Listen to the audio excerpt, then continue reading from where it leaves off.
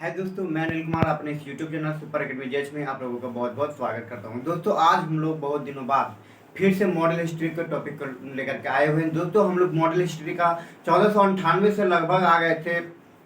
भारत में जो उद्योगों का पतन हुआ था और नए उद्योगों का उत्थान हुआ था, उन सभी के बारे में हम लोग पढ़ चुके थे। उसके बाद दोस्तों आज हम लोग बाजीराव के बारे में पढ़ने वाले हैं, जो दोस्तों 1857 का जो क्रांति के कारण के यहाँ पर पता चलने लगा था। अर्थात दोस्तों हम लोग आज ये पढ़ने वाले हैं कि 1857 की क्रांति जब हुई थी तो कौन कौन से कारण से हुआ था। जैसे हमारे जो महाराष्ट्र पुणे से 1857 का नेतृत्व करता बाजीराव द्वितीय थे, तो उन्होंने बाजीराव द्वितीय ने 1857 की क्रांति में क्यों भाग लिए थे, नेतृत्व क्यों कर रहे थे, इन सभी के बारे में आज हम लोग पढ़ने वाले हैं। तो दोस्तों इसी बहाने में से आज हम लोग एक और चीज पढ़ने वाले हैं कि बाजीराव का जो भी साम्राज्य था उनका पतन कैसे हुआ था।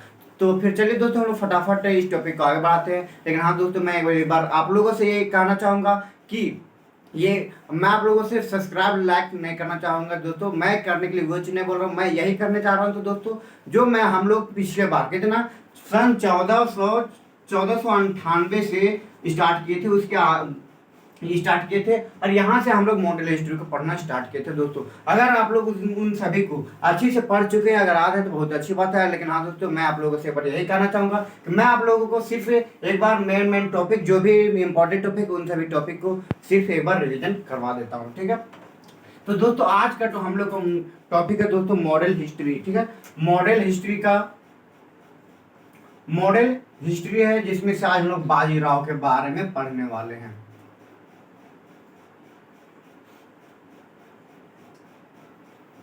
बाजीराव के बारे में पढ़ने वाले, लेकिन दोस्तों हम लोग हल्का सा सिर्फ पीछे बैक की ओर एक बार जाएंगे। तो दोस्तों मैंने आप लोगों को बहुत अच्छी तरह से एक तरह से डील करके मैंने आप लोगों को बताया था कि भारत में सबसे पहले कौन आए थे।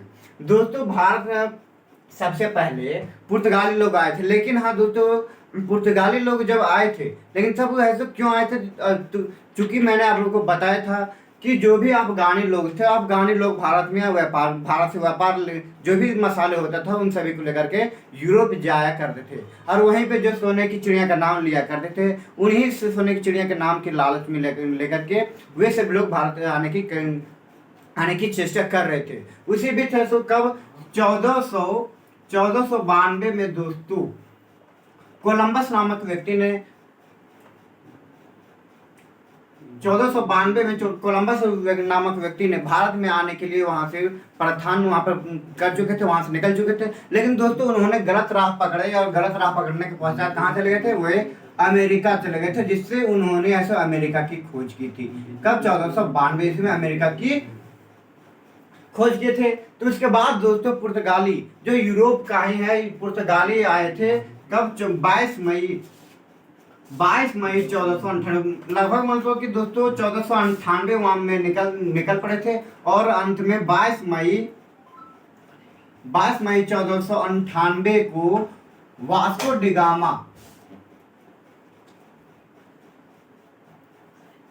वास्को डिगामा के नेतृत्व में इनके साथ कुछ पुर्तगाली अंग्रेज लोग आए थे, जो आकर के सबसे पहले कहाँ कालीकट गुजरात में पहुंचे थे।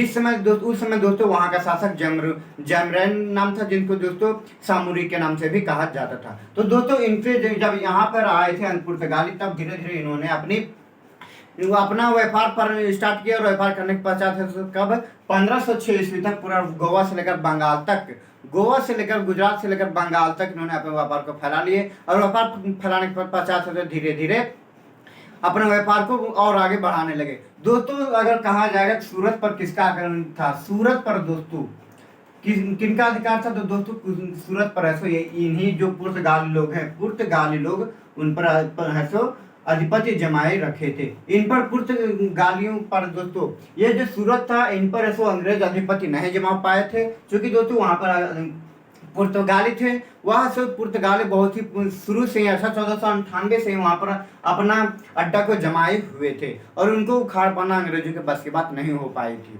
तो दोस्तों हम लोग इन सभी के बारे में पढ़ चुके थे और इसके बारे में आगे और पढ़े थे हम लोग दोस्तों कि ये अंग्रेज कब आए थे। दोस्तों अंग्रेज कब आए थे, तो अंग्रेज दोस्तों सन 1600 ईस्वी में EIC कंपनी एक का निर्माण हुआ था, जिसका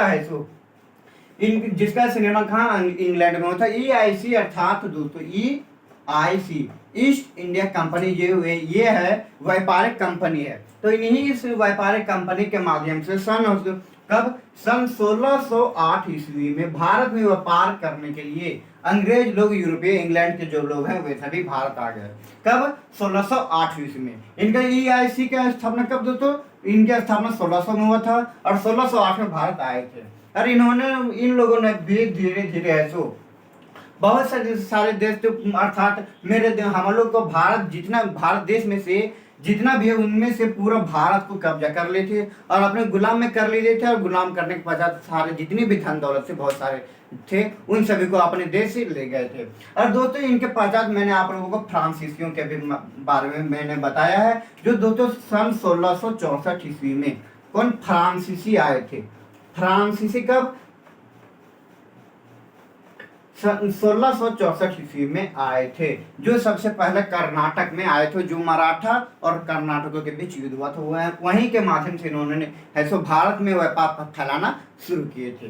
तब दोस्तों इन 1664 में आने के बाद धीरे धीरे इसी प्रकार डच भी लोग आए थे, हमारे देश को गुलाम करने की चेष्टा करने लगे थे और अपने आधिपत्य धीरे धीरे अपने व्यापार क्षेत्र जो भी था पूरा भारत में फैला चुके थे। तो दोस्तों आप लोग मैंने बताया था कि सबसे ज्यादा कौन 1608 में जो अंग्रेज आए थे वे सभी बहुत अच्छी तरह से हमारे देश को लूटे।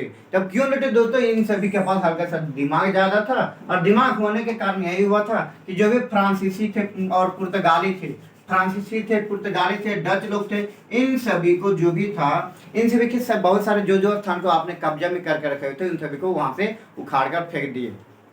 उसके पश्चात मैंने दोस्तों आप लोगों को बताया था सन कब? 1755। ठीक है, 1755 में मैंने कुछ बताया था कि क्या हुआ था, और 1756 में मैंने बताया था कि अली वर्दी खान, ठीक है, अली वर्दी खान है सो अपने पुत्र था, अपने उत्तराधिकारी सिराजुद्दौला का बंगाल का शासक बनाए थे। 1755 में बनाए थे, लेकिन उनकी मृत्यु 10 अप्रैल 1756 को हो गए थे। और 10 अप्रैल 1756 को किसकी मृत्यु हुई थी? तो दोस्तों अली वर्दी खां की मृत्यु हुई थी। अली वर्दी खां की मृत्यु, इनकी मृत्यु है सो 10 अप्रैल 1756 को हुआ था। और 1755 में दोस्तों इन्होंने है सो सिराजुद्दौला अर्थात अपने उत्तराधिकारी को शासक बना चुके थे। अब इनके जो भी था, जो सिराजुद्दौला इनका उत्तराधिकारी थे, लेकिन इनका दोस्तों ये नाती थे। ठीक है, तो अर्थात अपनी इनकी बेटी का पुत्र था, तो उनको ऐसा उन्होंने ऐसा शासक बना दिए। उस समय दोस्तों सिराजुद्दौला कब? उस समय 24 वर्ष की अवस्था में थे।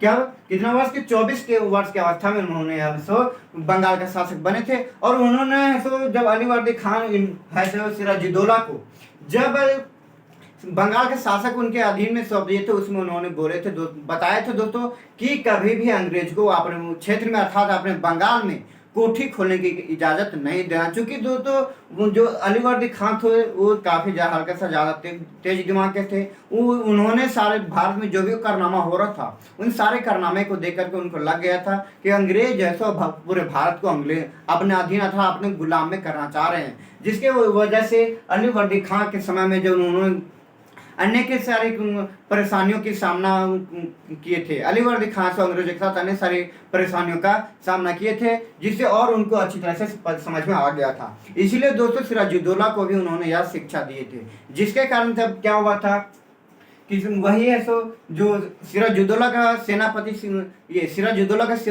कौन? मीर जाफर, उन्होंने इनके साथ विश्वघात कर दिए। और दोस्तों विश्वघात करने के पश्चात यही हुआ था दोस्तों, जो कि 27 जून कब? 27 जून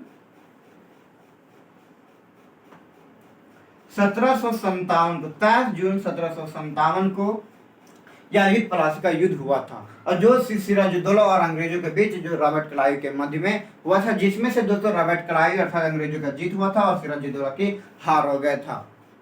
इनका मुख्य कारण था दोस्तों विश्वघात, अर्थात जो विश्वासघाती था, जिसका विश्वासघाती करने का अर्थ अब चला जाता है मीर जाफर को, और उनको ऐसे राजा बनाने की लालच दिया गया था, और लालच दिया गया था, तो फिर कुछ वर्ष के लिए उनको से दिए शासक भी बनाया गया था, लेकिन कुछ वर्ष के बाद उनको वहां से हटा दिया गया था। तत्पश्चात दोस्तों इनको वहां सन 1760 ईस्वी में, कब 1757 में जब शासक बना गया, तब फिर उनको 1760 ईस्वी में गद्दी पर से हटा दिया गया।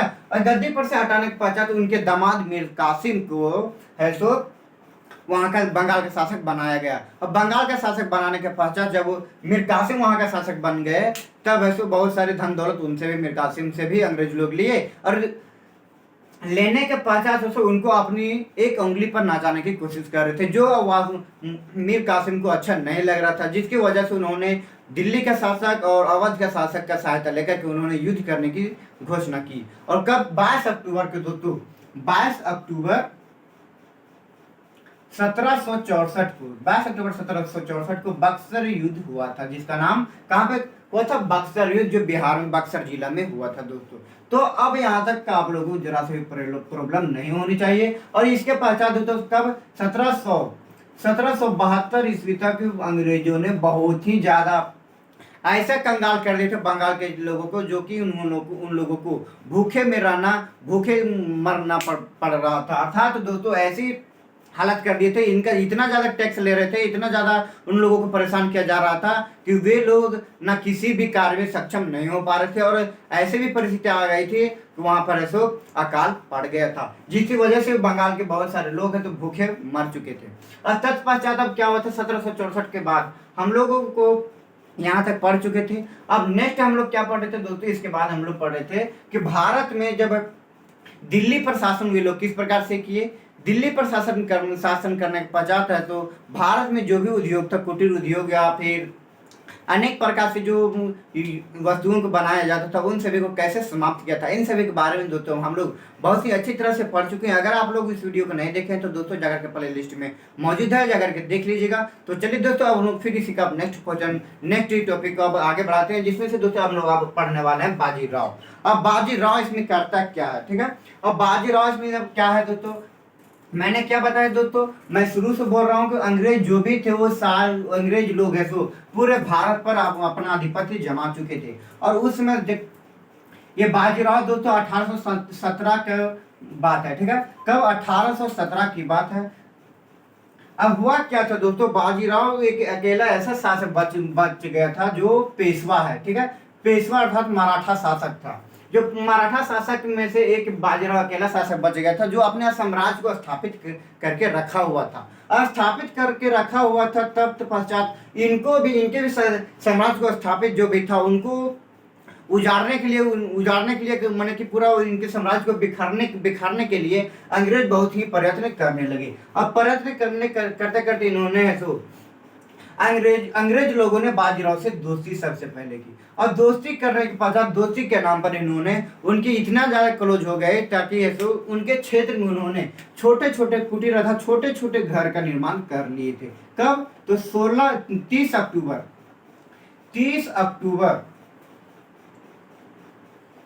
1817 को 30 अक्टूबर 1817 को पूना के जो बाजीराव दोस्तों महाराष्ट्र के पूना के क्षेत्र का एक शासक थे, और वहीं पे 30 अक्टूबर 1817 में छोटे छोटे घर का निर्माण कर लिए। 10 बजे जब घर का निर्माण कर लिए तब ऐसे बाजीराव को लग गया दोस्तों कि अंग्रेज हमसे दोस्ती नहीं बल्कि युद्ध करना चाहता है और हमारे जो भी साम्राज्य है उसको बिखारना चाहता है। और उसमें से दोस्तों उस समय बाजीराव का सेनापति था जिसका नाम था दोस्तों बापू गोखले, ठीक है। बापू गोखले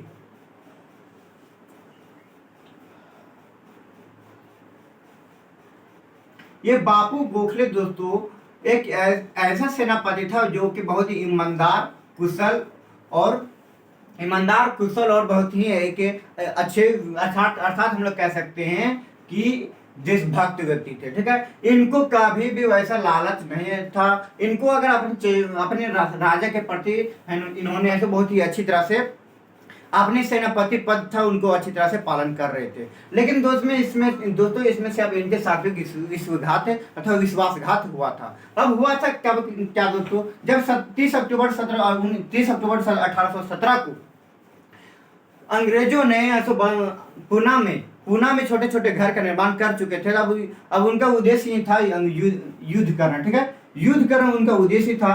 तो तत्पश्चात है सो वही 5 नवंबर को 1817 को उन दोनों ने अर्थात बाजीराव के सेना और अंग्रेजों के सेना ने खड़की के पास दोनों तरफ से तैनात हो गए युद्ध करने के लिए। खड़की के पास दोनों तरफ से युद्ध हो गए, तैनात हो गए युद्ध करने के लिए। अब युद्ध तो बहुत ही घमासान हो गया था। और ये जो सेनापति बाजीराव के सेनापति थे, इन्होंने दोस्तों बहुत ही, मैंने क्या कहा, बहुत ही कुशल, ईमानदार और देशभक्त थे। इनकी शक्ति बहुत ही ज्यादा थी, इनकी बहुत ही ज्यादा ताकत थी। इन्होंने दोस्तों अंग्रेजों को बहुत अधिक मात्रा में परास्त कर चुके थे। लेकिन दोस्तों मैंने अभी क्या बताया, ये बापू गोखले भी विश्वासघात का शिकार बन गए थे। अब विश्वासघात कौन थे दोस्तों? विश्वासघात ऐसे इन्हीं का सेना, एक अश्वंत राव और दूसरा थे पंथनाथ।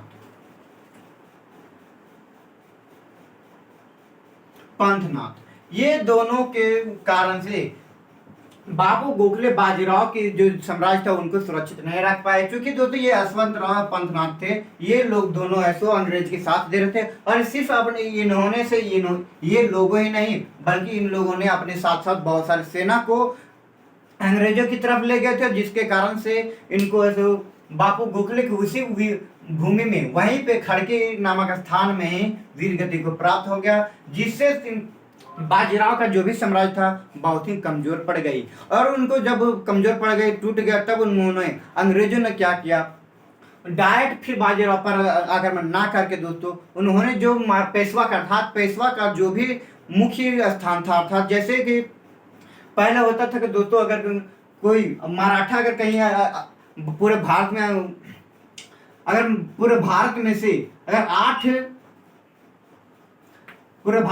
8 प्रांतों में से अगर उन्होंने अपना साम्राज्य स्थापित किए हैं, तो उसमें से दोस्तों एक ही स्थान उनका मुख्य रहता था, जिसमें से दोस्तों मराठा को वहां पे था सतारा। ठीक है, सतारा एक ऐसा स्थान था जो पेशवा का मुख्य क्षेत्र था, एक व्यवसाय था।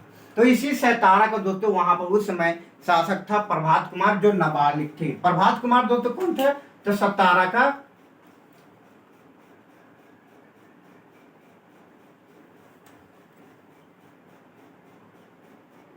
प्रभात कुमार थे दोस्तों, वहां का जो उस समय नाबालिग थे, जिसके कारण से उनका जो भी कार्यभार होता था इनकी माता चलाती थी। अब आप लोगों को यहाँ से कंफ्यूजन हो रहा होगा कि मैंने आप लोगों को बताया कि ये बाजीराव था, सिर्फ अकेला ही शासक बच गया था पेशवा का, मराठा का। लेकिन दोस्तों मैंने बताया तो यहाँ पर ठीक है, लेकिन ये भी जो प्रभात कुमार है, इन्होंने है तो भले यहाँ पे स्थापित था, लेकिन दोस्तों ये सारा कार्य है तो अंग्रेजों के अधीन में ही किया करते थे। सतारा के जो भी शासक थे वे सभी लोग अंग्रेजों के अधीन में कार्य करते थे। सिर्फ ऐसा ही गद्दी पर बैठे हुए थे प्रभात कुमार, और सारे कार्य को वहां पे कौन? इनकी माता चला रही थी। अरे इनकी माता के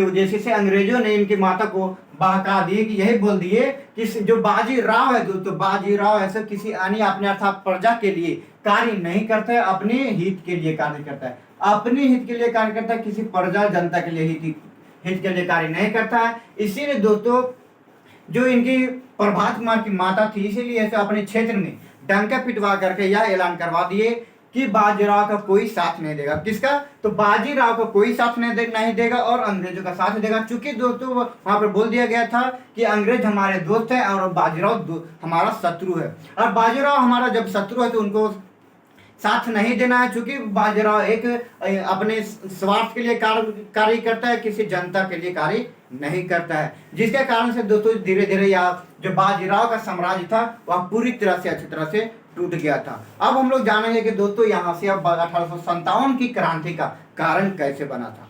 जो बाजीराव द्वितीय ये जो है दोस्तों, बाजीराव इनका कोई पुत्र अपने सगा पुत्र नहीं था। इन्होंने ऐसा अपने ही वंश का एक लड़के छोटे बच्चे को गोद में लिए थे, जिनको दोस्तों उन्होंने शासक बनाने की घोषणा किए थे। लेकिन दोस्तों अंग्रेजों ने उन्होंने कहा कि ये आपका क्या क्या अपना आपका सगा पुत्र नहीं है, इसीलिए दोस्तों बाजीराव के पुत्र जो गोद लिया हुआ था उसको शासक नहीं बनाया गया था, जिसकी वजह से बाजीराव ने 1857 के क्रांति में पूना से ऐसा वहां पर नेतृत्व किए थे। तो दोस्तों आप लोगों को यहाँ तक समझ में आ गया कि पूना से बाजीराव क्यों 1857 की क्रांति में भाग लिए थे और नेतृत्व क्यों किए थे। तो इसी प्रकार दोस्तों हम लोग फिर अब नेक्स्ट वीडियो में पढ़ने वाले हैं कि लखनऊ से जो हजरत